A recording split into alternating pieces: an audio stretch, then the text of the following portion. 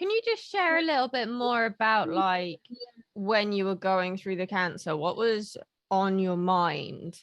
Like, were you trying to be optimistic about it? Were you feeling kind of low? Was it kind of up and down? And was it cancer that you were blogging about and connecting with your audience? Yeah, I mean, my mood was swinging all over the place after that diagnosis. I mean, it's a devastating thing to be told. So at times I would be really low. At times I would be absolutely terrified. At times I had a kind of weird kind of euphoria. I remember leaving work one day, and this was at the point where I hadn't actually had the diagnosis, but I'd had the tests, and they told me to come back next week and bring a friend, which isn't a good sign. And they also said your lump worries. One of the nurses said your lump worries me, which again doesn't inspire confidence. So at this point, I was leaving work, and it was a Friday after work, and it was raining, and it was just a sort of bog standard Friday afternoon in Nottingham city centre, and people were kind of going home with their coats turned up and umbrellas up and things like that. But I just had this amazing feeling of how wonderful it is to be alive, you know, which was strange. So yeah, I had these moments of feeling really high and feeling really, really conscious of life and how great life is. And other times when I felt low, I felt frustrated, I felt angry, I felt isolated, I felt very scared, because I didn't know how bad it was, or I mean, I'm one of the lucky ones because that's 2010 and I'm still here and I've had touch wood and no recurrence. But it isn't that isn't the story for everybody. I mean, even though treatments are getting better all the time, prognosis, particularly of breast cancer, is better than it's ever been. But even so, that word cancer strikes a kind of fear into you. So yeah, my emotions were all over the place. And I was blogging about the cancer.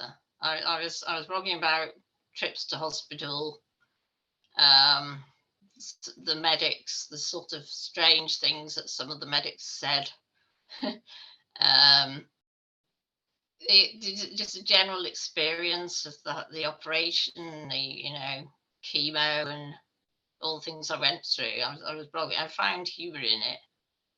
So my sort of treatment involved, first of all, an operation, which was a mastectomy and reconstruction.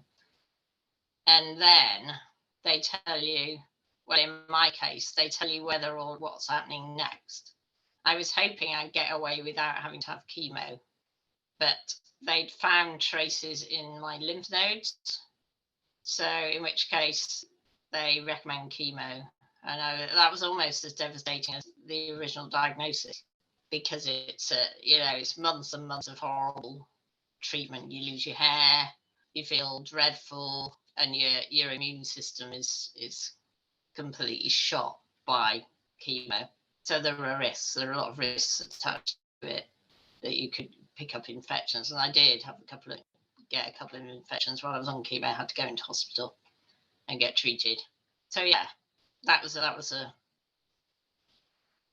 bit of another bombshell. But then get through it all, and it's funny thinking back to it, actually, thinking, did I really go through all that?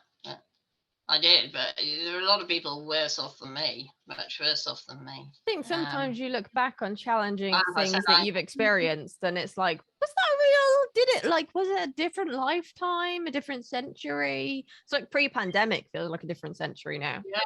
Yeah, exactly. And I was talking to another writer friend who also had cancer, and she was saying the pandemic reminded her a bit of that, because it said that at the time when you're going through cancer treatment, you're the one going through it and everyone is just continuing with their normal lives. But for the pandemic, life wasn't normal for anybody. Everyone was hiding away. Everyone was, because when you're on chemo, you have to be really careful not to be near anyone who's got any kind of infection. But it was like that for everyone during COVID, which I Yeah, thought was quite an interesting observation.